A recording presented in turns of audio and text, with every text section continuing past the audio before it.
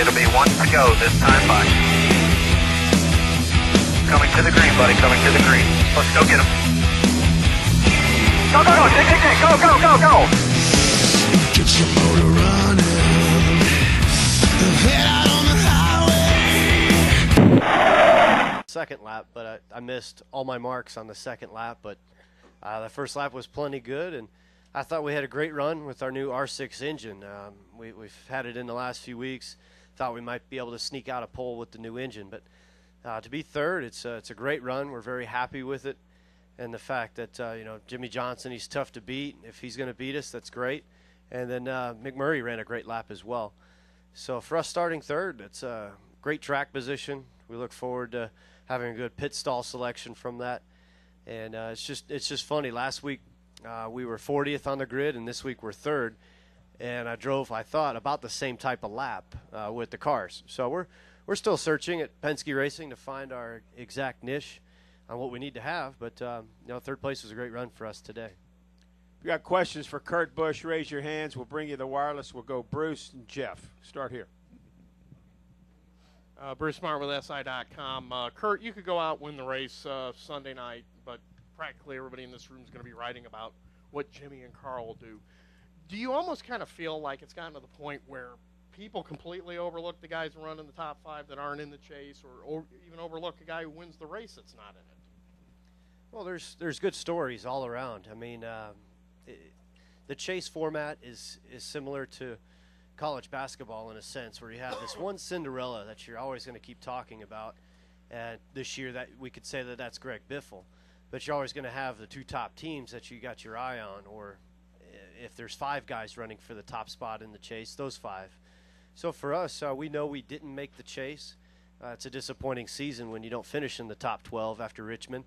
And so you have to go to work and start getting 2009 or the next year put together. And so we like to be in the limelight. Miller Lite loves that. We like to be up front running well. But if you're not in the chase, you can't expect the coverage as you would be for running the championship. But if you win, do you feel like you're a party crasher? It's more internal than it is for the sport. I think internally it'd be huge for Penske Racing to win on Sunday.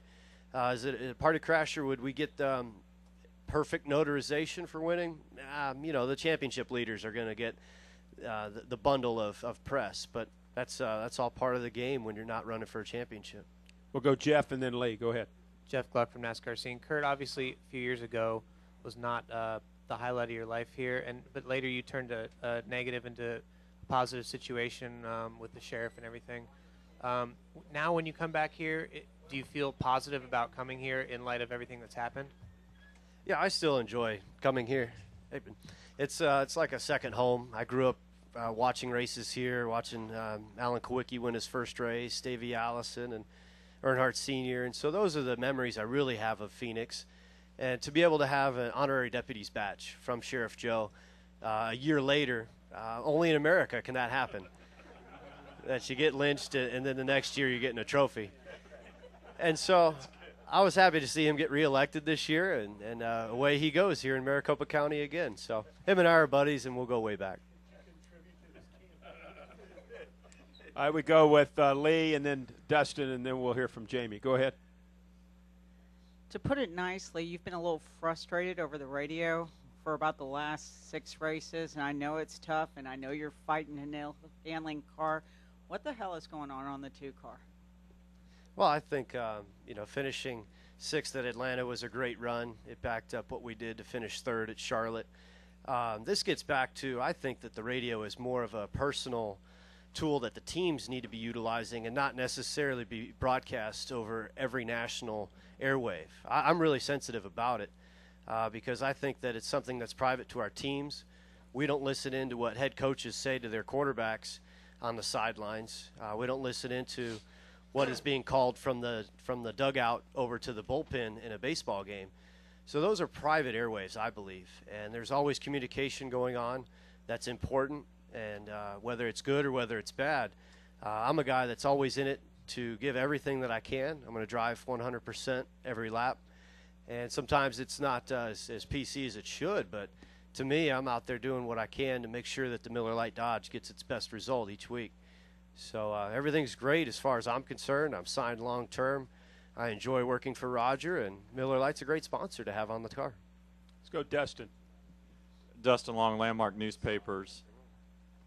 Kurt, there have only been 12 different winners this season, which could be the fewest since 1999 when there were only 11 different winners.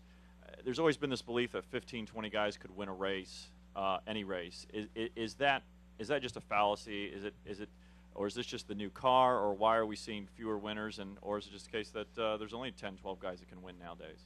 That's a great question. I like that because this car was supposed to create more parity. It was supposed to create an equaler playing field for everybody. And what it's done is it separated a select few and allowed them to win all the races. When I first started in 2001, there was 19 different winners. I think that might even be a record. Could be 17, but in 2001, there was guys that were 25th in points winning races because the cars handled different. Cars drove different. It was a changing time in Goodyear's tires. It just seems like with this car, if you get hot, you're hot. Jimmie Johnson's got, 9, 10 wins. My little brother has 8 wins, 9 wins.